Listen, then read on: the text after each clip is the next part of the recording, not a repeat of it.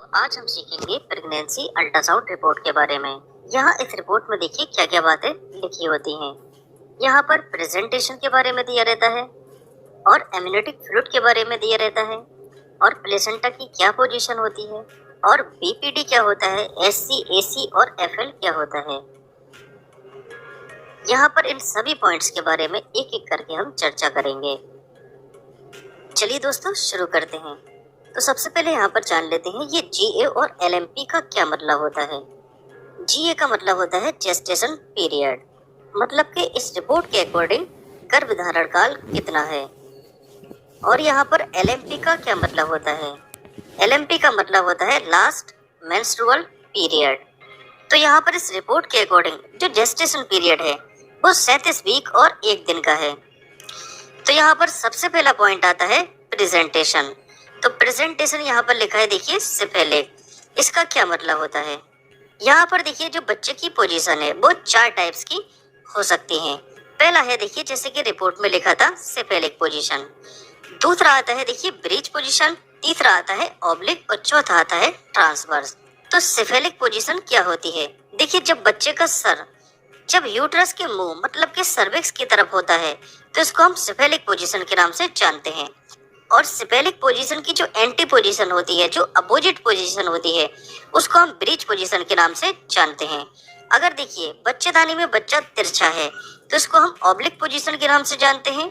और बच्चेदानी में बच्चे की पोजीशन कुछ इस टाइप से है तो इसको हम ट्रांसवर्स पोजीशन के नाम से जानते हैं। नेक्स्ट आता है फीटल मूवमेंट। तो बच्चे की जो हरकत है, जो फीटस का मूवमेंट है वो प्रेजेंट है।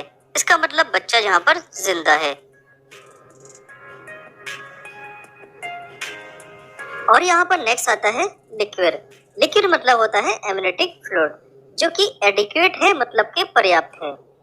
तो यहाँ पर एम्नियोटिक फ्लूइड को एम्नियोटिक फ्लूइड इंडेक्स के रूप में मापा जाता है। इसको हम शॉर्ट फॉर्म में एएफआई के नाम से जानते हैं।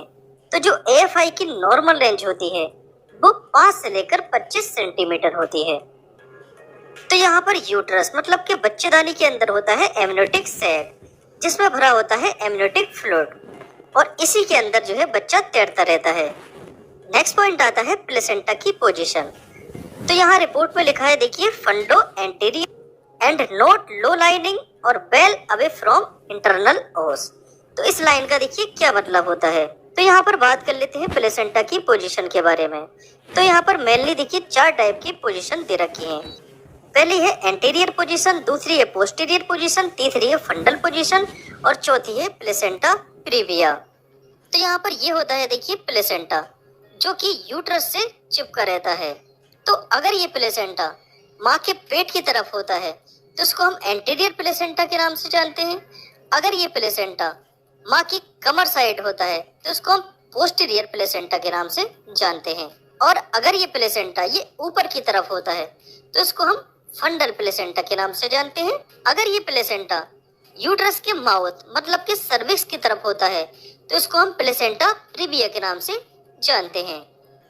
अब यहाँ पर बीपीडी, एससी, एसी और एफएल की कुछ वैल्यूज दे रखी हैं। तो जैसे जैसे यहाँ पर देखिए जेस्टेशन पीरियड का टाइम बढ़ता है वैसे ही वैसे बीपीडी, एफएल, एससी और एसी की वैल्यू बढ़ती जाती है। अब यहाँ पर बीपीडी, एससी, एसी और एफएल क्या होता है। तो बीपीडी की फुल फॉर्म होती है बाइपेराइटल डायमीटर। तो यहाँ पर बच्चे की पेराइटल बोन का डायमीटर मापा जाता है। तो इसके द्वारा बच्चे की स्कल का मेजरमेंट किया जाता है। जैसे कि हम यहाँ पर देख पा रहे हैं ये बीपीडी है। नेक्स्ट आता है एससी। एससी का मतलब होता है हेड सर्कमफ्रेंस। यहाँ पर बच्चे के सर को जो है चारों तरफ से माप लिया जाता है। नेक्स्ट आता है एसी। एसी मतलब होता है एब्डोमिनल सर्कमफ्रेंस। तो यहाँ पर बच्चे के पेट वाले रीजन को चारों तरफ से माप लिया जाता है, जिसको हम एब्डोमिनल सर्कमफ्रेंस के नाम से जानते हैं। इसके बाद आता है एफएल। एफएल मतलब के फीमर लेंथ।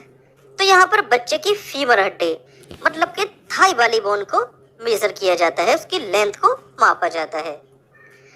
नेक्स्ट आता है फीटल वेट मतलब के बच्चे का वजन। तो बच्चे का जो वजन होता है वो जैसे जैसे जेस्टेशन पीरियड बढ़ता जाता है वैसे वैसे यहाँ पर देखिए वजन भी बढ़ता जाता है। तो देखिए यहाँ पर दे रखा है जेस्टेशन एज, तो जेस्टेशन एज के साथ साथ भी बच्चे का वजन यहाँ पर बढ़ता है।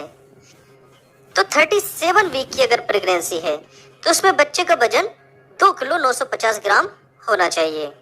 नेक्स्ट पॉइंट आता है HR। HR का मतलब होता है हार्ट रेट। तो फीटल हार्ट रेट कितनी होनी चाहिए? तो इसकी जो नॉर्मल रेंज होती है वो 120 से लेकर 160 बीट पर मिनट होती है। तो यहाँ रिपोर्ट में 146 गिवन है, इसका मतलब इसकी जो हार्ट रेट है वो नॉर्मल है। उसके बाद यहाँ पर नेक्स्ट पॉइंट आता है a single loop of umbilical cord around foetal neck. तो यहाँ पर जो अम्बिलिकल कॉर्ड है वो फीटल की गर्दन पर लिपट गई है। जैसे कि हम यहाँ पर देखिए देख पा रहे हैं, ये अम्बिलिकल कॉर्ड जो है देखिए गर्दन में इस टाइप से लिपट गई है। और यहाँ पर अल्ट्रासाउंड इमेज में भी ये अम्बिलिकल कॉर्ड हम यहाँ पर देख पा रहे हैं।